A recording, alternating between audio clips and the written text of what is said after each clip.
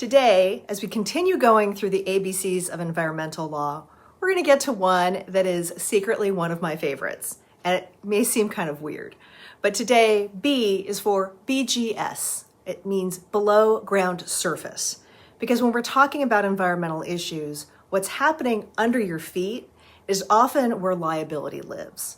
When regulators, consultants, or lawyers use BGS, they mean anything underneath the surface. That could be contaminated soils, soil vapor, groundwater impacts, old tanks, pipelines, hazardous waste.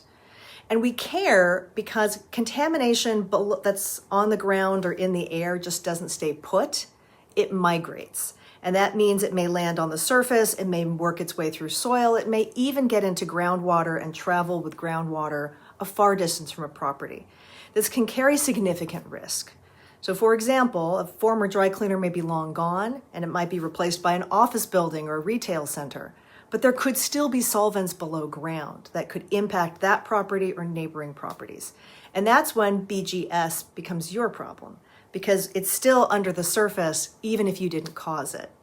And this is why one of the first questions I like to ask is, what's my depth to groundwater?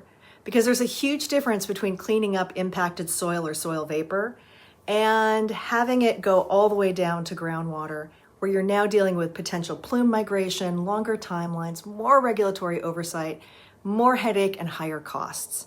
And this is when people can get tripped up because they don't see a problem on the surface and they assume there's no problem at all.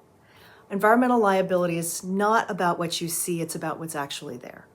So in due diligence, whether it's a phase 1 or a 2 or an active cleanup, below ground surface isn't just jargon. It's the difference between a manageable issue and a long-term regulatory headache. And the bottom line is that the surface tells you very little. The real story is almost always BGS, what's below ground surface.